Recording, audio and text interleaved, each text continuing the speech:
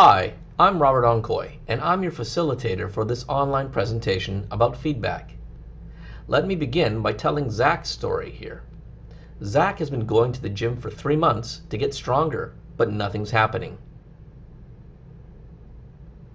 He needs feedback, so let me ask you, what do you think about his friend's advice? His feedback isn't very helpful, is it? Now imagine asking for similar help with studying, like this girl.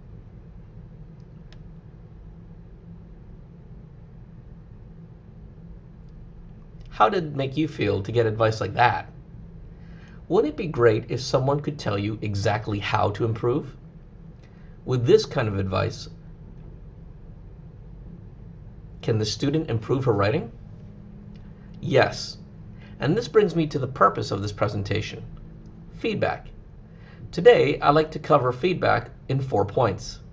Firstly, I'd like to introduce you to standards, or a feed-up document.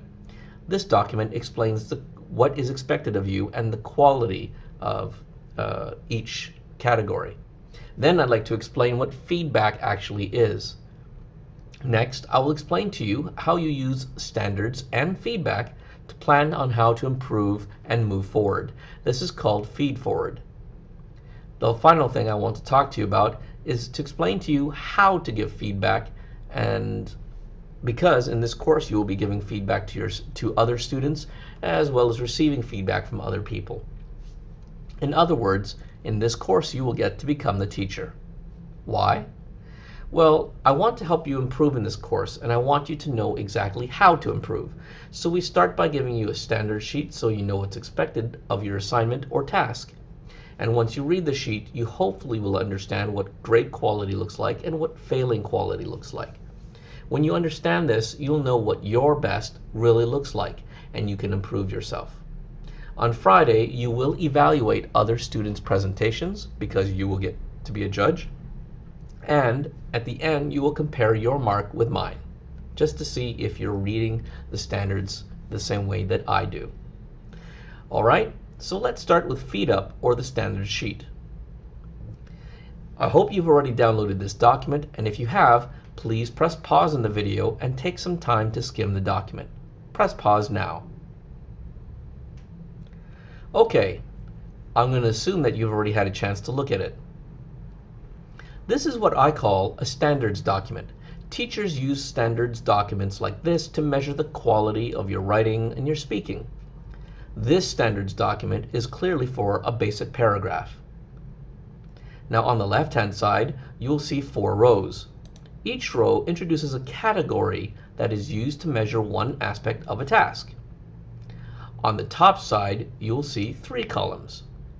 In a normal teacher's standards document, we have 5 categories, or 5 columns. To make this document useful for you, I'm only limiting it to 3. These 3 columns describe the level of quality for a paragraph for each category. Well done for any of the 4 categories tells you what a very good paragraph looks like. This could be an HD, CR, or DI paragraph. Basic tells you what an OK paragraph looks like. This could be a CR or PA. Below basic obviously describes a very low quality paragraph, an NN, or a fail. Please note the points in each box. These points are descriptors for the level of quality and category. As you'll note, these descriptors are specific and measurable and should use words that you could match to your paragraph. Now, students can use a standards document to plan how to accomplish their task, whether it's an oral presentation or an essay. And once again, in this week, you'll get a standards document to measure the presentation you will do on Friday. Let's move on to feedback. So how am I doing? Students are used to asking teachers for feedback, but what is it exactly? When you use a standards document, you're really trying to evaluate which descriptors mostly describe your work. Feedback is telling the student the level of quality for each description. So when a teacher gives you feedback, they're commenting on these specific points. Which descriptors really describe your work, and what specifically is going well, and what needs to improve. The third point I want to talk to you about today is called feed forward, or how can I improve? So what does a student do specifically to improve their work? When feedback has been given, students should know what they have done well and what needs to be improved. The teacher or the person giving the feedback, or it could be yourself if you're measuring your own work, should think about the descriptors. You need to report the descriptors by category and quality. So for example, oh, your topic sentence was basic. Basically, you appear to have a sentence that is about one topic. That's good, but it might be a little too specific or general. Then you need to explain how to move from a basic to well done. In order for your topic sentence to improve, you should be more clear and focused with your topic sentence.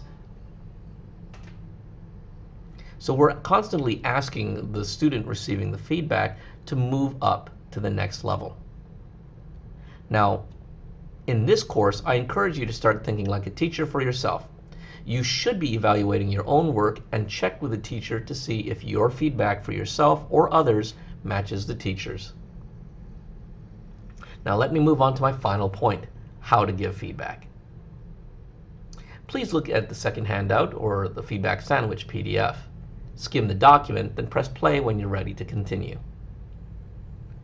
Okay, I'm going to assume you've already read through the document. Let's take a look. Giving feedback doesn't mean telling someone all the mistakes that they've made. Now, you don't want to make someone feel bad. Giving good feedback is really meant to help the student improve. So you could limit it to the top 3 great things and the top 3 things that could be improved. I say focus on those 3. That way the student can quickly and immediately improve the quality. And it's really important to comment on the good stuff too. So let's take a look. Feedback is like a sandwich. We have a bun, meat, and another bun. The bun is the positive part, so it's really something that the student has done well. For example, these are some statements. The meat part basically gives us 2 or 3 specific ways that the quality can be improved. We call this constructive criticism, and we'll see an example soon. Here's an example of phrases for constructive criticism. And we finish with another good or positive feedback. So when we look at it, Min, I really liked how you hooked the audience at the beginning. However, if you used animation in your PowerPoint, people wouldn't read it beforehand. So please start using animation. Finally, another thing that I liked was your volume. I could hear you perfectly. So good job. Now that we've covered feedback, I want you to complete the note. Look at your note-taking sheet and make sure you got all the key points. Complete any handouts that accompany this presentation, and tomorrow we're going to practice applying feedback and feed forward to some practice presentations. Thank you very much for your time.